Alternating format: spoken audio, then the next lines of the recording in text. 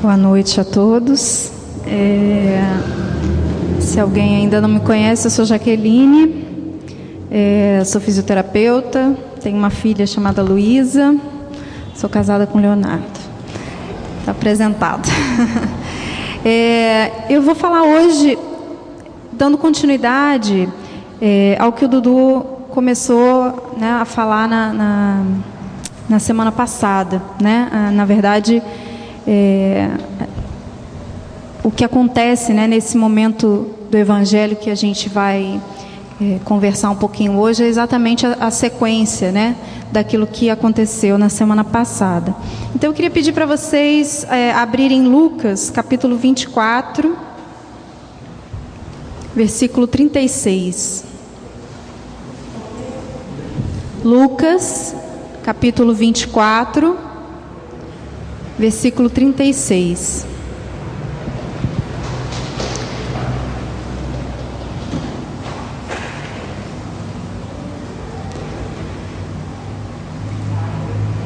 Amém?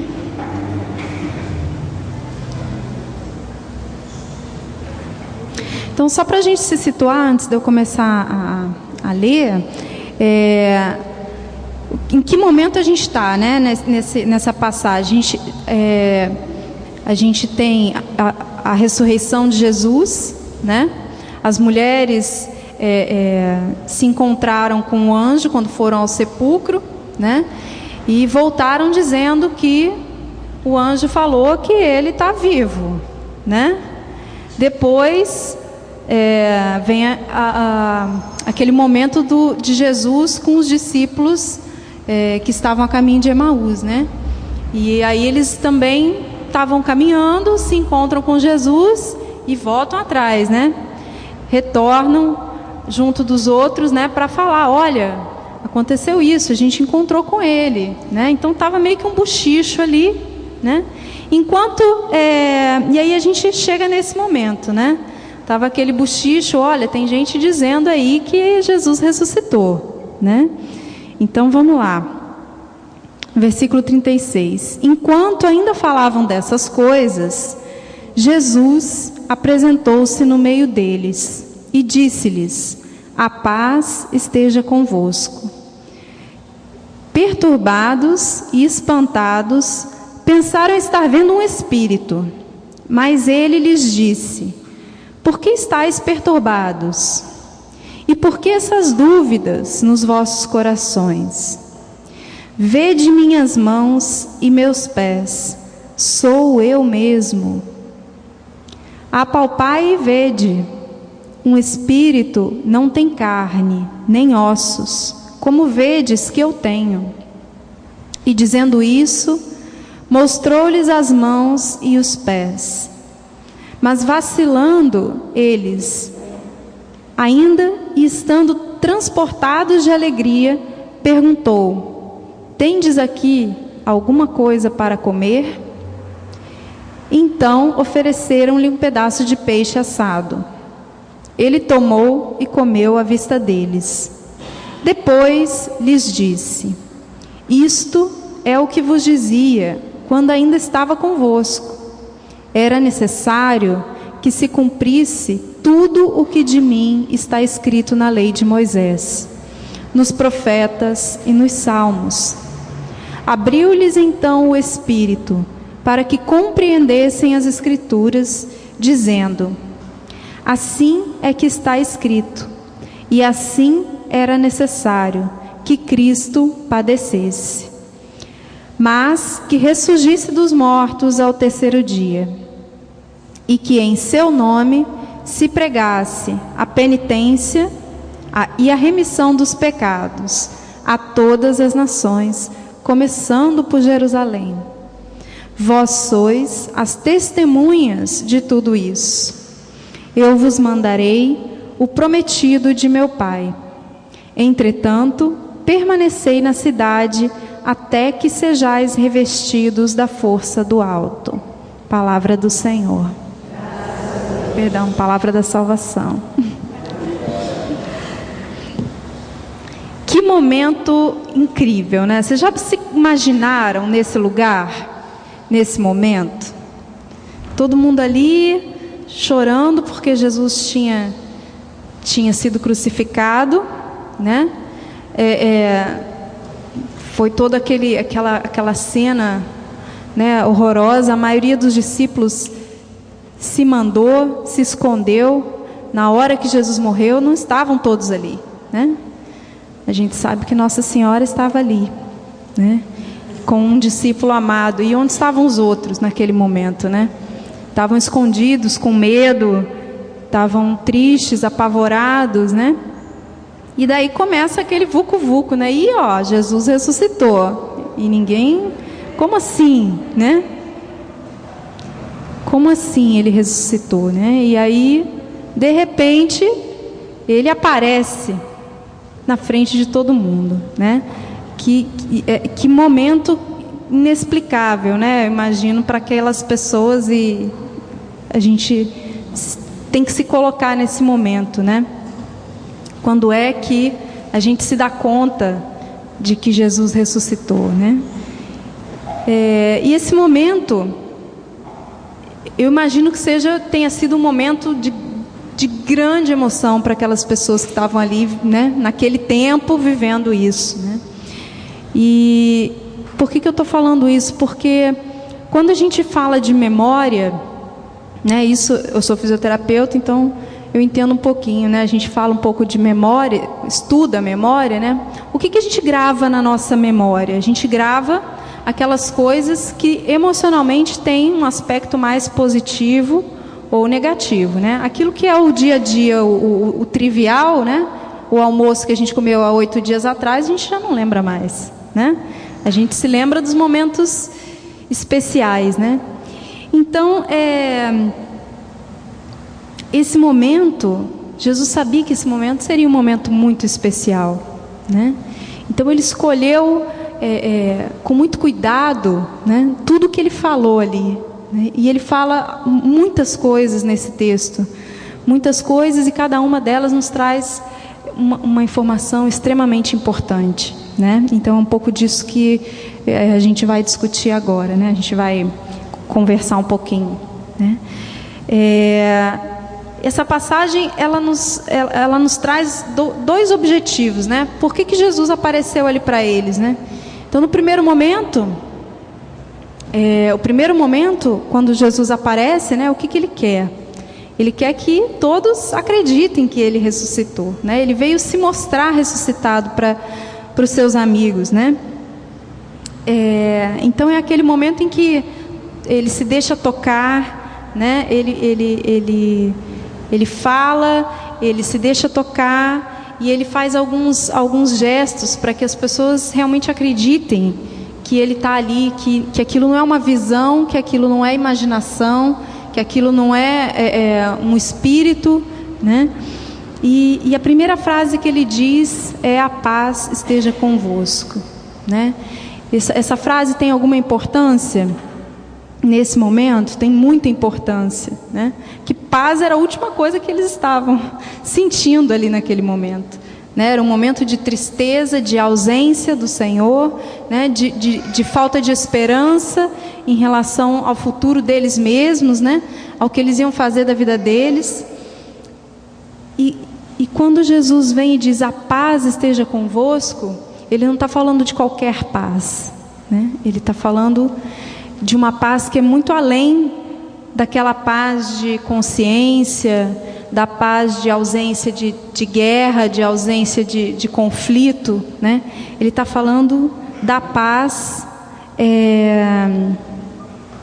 a paz da reconciliação, né? A paz esteja convosco é como se ele dissesse: pronto, tudo se cumpriu, está feito, né? Agora sim, os homens estão reconciliados com Deus. Agora eles têm um caminho a seguir, né? É dessa paz que ele está falando, da paz que ele conquistou por nós na cruz, né? A paz esteja convosco, né? Fiquem em paz, porque agora, né, tudo o que vocês esperavam realmente aconteceu, né? E a segunda palavra importante, né, que ele diz sou eu mesmo, né? que vocês estão perturbados? Né? Como se dissesse, vocês já não sabiam que isso ia acontecer? Né? Sou eu mesmo, podem me tocar. E aí as pessoas realmente, né, começam a perceber que aquilo ali não é uma imagem, não é um espírito, né? É uma pessoa de carne e osso, é Jesus vencedor, né? Aquele Jesus que venceu a morte. E ele diz, né, não sou um espírito, podem me tocar, né? Eu tenho carne, eu tenho ossos. E ele ainda faz um outro gesto, né? Ele diz, vocês têm algo para comer? Por que será que Jesus pede alguma coisa para comer? Não é estranho? Naquele momento ele pede alguma coisa para comer? Né? Por que ele fez? Por que esse gesto? Né? É porque imagina se ele vai, todo mundo toca e ele vai embora. Né? Aí alguém pode dizer, não, a gente teve uma alucinação coletiva aqui. Né? Mas não tinha o peixe, cadê o peixe? Cadê o peixe que nós servimos para ele? Né? Realmente, ele quis mostrar que ele era tão humano que ele jantou com eles naquele momento. Estava com fome. Né? Se não tivesse com fome, não tinha comido o peixinho. Estava com fome como nós. Né? Então, esse gesto de pedir algo para comer, né? Ele é um gesto concreto do caráter dessa aparição, né? Desse retorno, né? Eu estou aqui, sou eu mesmo, né? Eu voltei, eu estou vivo, né? Em carne e osso, e essa é a promessa também de ressurreição para nós, né? Ele foi o primeiro, né? O primogênito do Pai. Né? Mas a promessa é que todos nós ressuscitemos um dia, também em carne, osso, espírito, enfim, né? Completos. E esse momento todo, né? Por que Jesus dá tantos sinais, né? Para que por que ele dá tantos sinais, né? Ele dá esses sinais para que todos acreditem que realmente ele venceu a morte. Né? Lá em Isaías tem uma frase que fala assim: se não acreditares, não compreendereis. Né?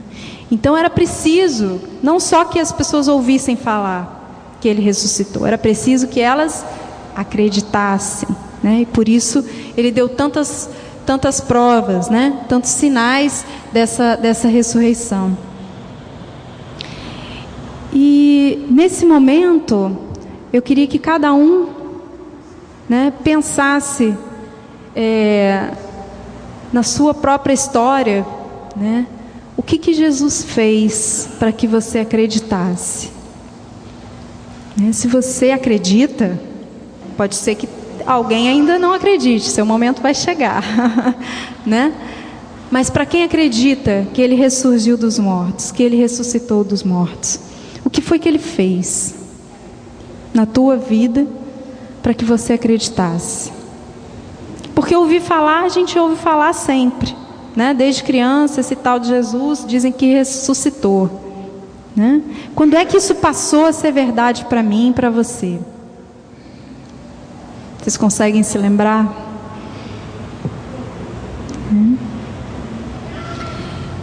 Depois que ele não deixa dúvidas de quem ele é, né? E de que ele está vivo, realmente ali presente no meio deles, ele passa para um outro objetivo, né? Que é fazer com que aquelas pessoas, e também cada um de nós, sejam testemunhas da sua ressurreição, né? Essa é a segunda parte do texto, né? Lá no final ele diz: vós sois as testemunhas de tudo isso. Então ele quis que todos acreditassem para que todos pudessem ser testemunhas, né? E levar isso a todos os povos, né? Começar por Jerusalém.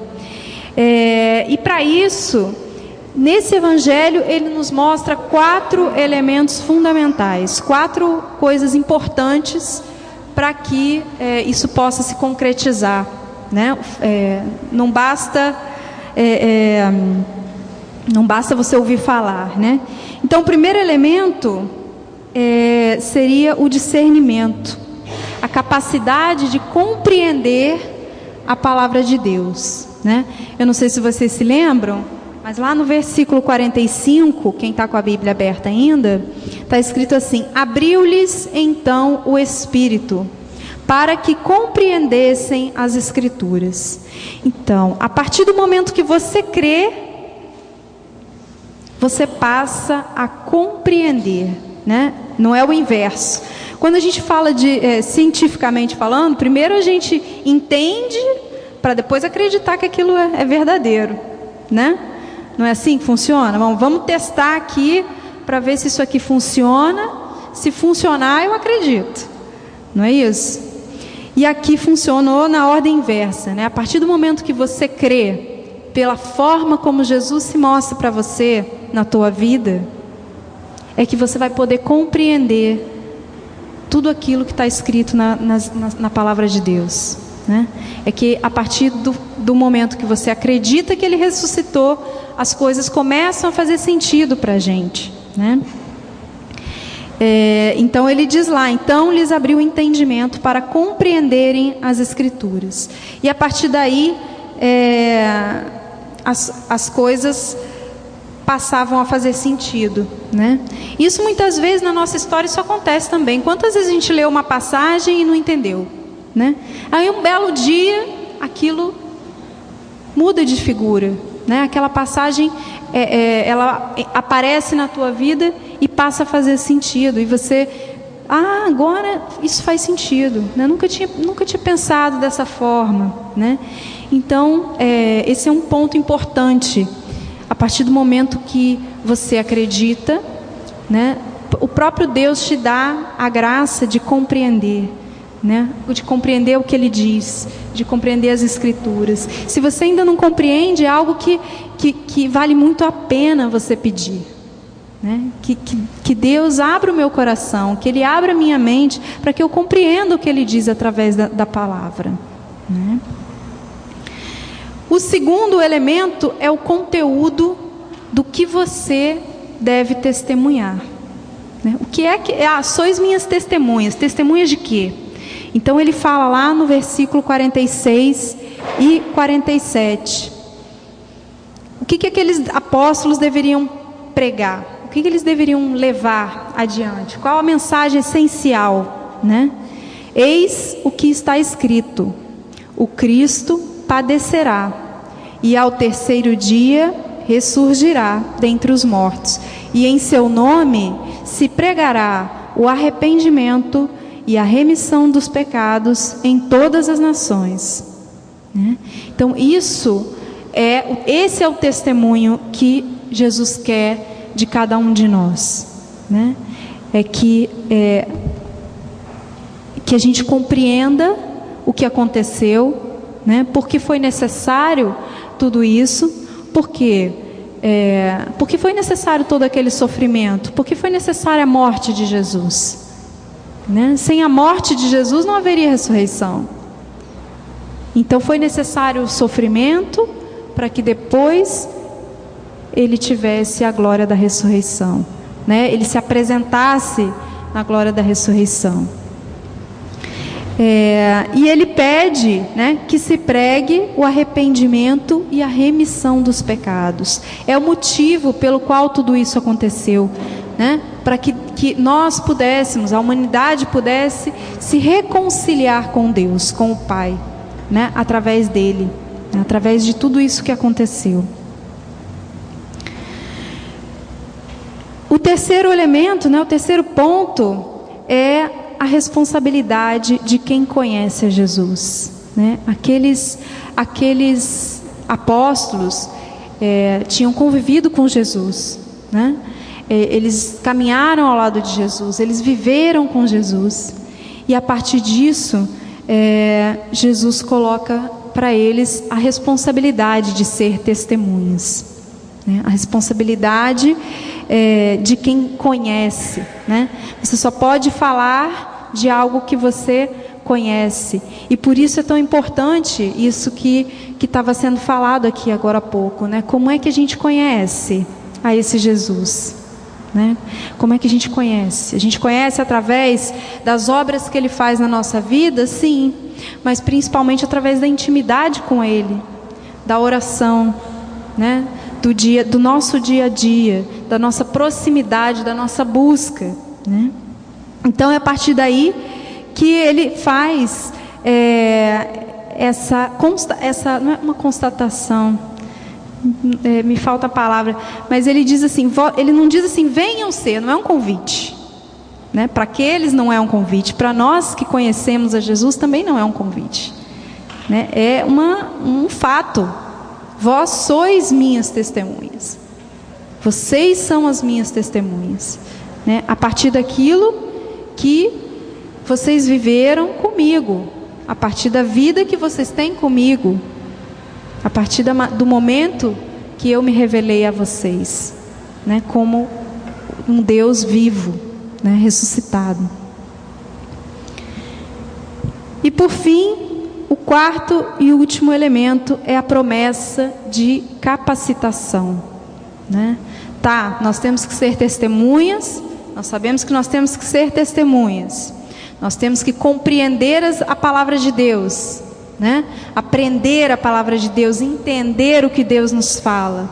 Nós temos que pregar a salvação através de Jesus, a remissão dos pecados através dele. E coragem para isso. De onde vem, né? Se na hora do vamos ver, o pessoal foi cada um para um lado, né? Pedro foi pescar depois, não foi? Os discípulos de Emaús estavam indo embora, né? E de onde veio essa coragem, né? Então, nesse momento, é uma promessa, né? O próprio Jesus diz: envio sobre vós a promessa de meu Pai. Envio sobre vós a promessa de meu Pai. Que era o quê? Qual é a promessa? O Espírito Santo, né? Então eu falo, olha, vocês têm que fazer isso. É muito didático Jesus, né? Vocês têm que fazer isso. Mas espera um pouquinho. Fiquem na cidade, né? Porque eu vou mandar uma forcinha do alto aí para vocês, né? E que forcinha, né? Então, esse é o ponto onde toda aquela situação se modifica, né? É a partir do momento que há uma promessa de capacitação, né? De que vocês vão pregar a todas as nações, começando por aqui, vamos começar aqui, mas vamos pregar a todas as nações. E quem vai vos capacitar para isso é o próprio Deus, né? Através do seu Espírito Santo. Então, nesse momento, a gente precisa pensar, né, em como tem sido esse nosso papel de testemunha, né? Como nós temos vivido o Cristo ressuscitado no nosso dia a dia, né? Será que realmente eu consegui começar esse primeiro passo aqui, que é compreender tudo que está escrito? Tudo a gente nunca vai conseguir compreender, né? Mas pelo menos naquele momento em que Deus me coloca uma situação onde eu preciso tomar uma decisão, ou onde eu preciso dar uma palavra, ou onde eu preciso definir que caminho eu vou seguir, né? Será que eu já consigo perceber o que Deus quer de mim naquele momento? O que Ele está me falando através da palavra, quando eu abro a palavra, né? Quando eu busco ajuda para as minhas decisões no dia a dia. Será que eu tenho coragem de pregar Jesus ressuscitado? De dizer que Ele está vivo? Como é que é? Como que eu posso... de que forma Jesus se mostrou para mim? Vivo. Né? Que foi aquilo que eu pedi que vocês pensassem. Né? Como será? Se a gente perguntar aqui, cada um vai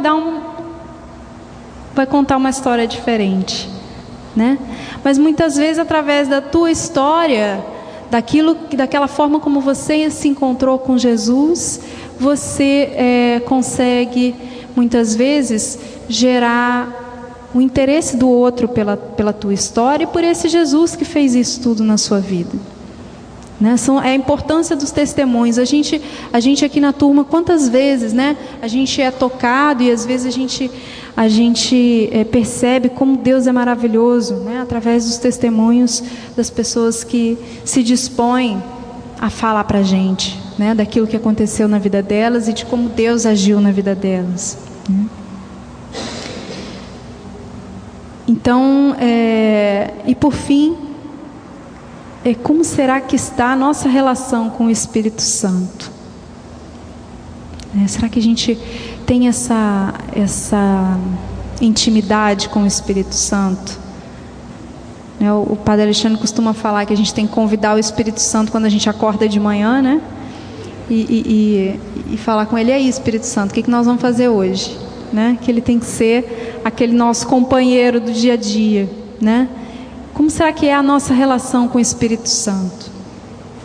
Será que a gente recebeu o Espírito Santo lá no batismo, botou ele para dormir e deixou ele lá no cantinho do coração? Será que em algum momento a gente já teve alguma experiência com o Espírito Santo e que a gente possa compartilhar com os outros? Né? Será que a gente está atento ao que Ele nos fala do nosso dia a dia, nas nossas decisões, nos momentos de oração? Então eu queria que nesse momento a gente... Você pode cantar uma música do Espírito Santo?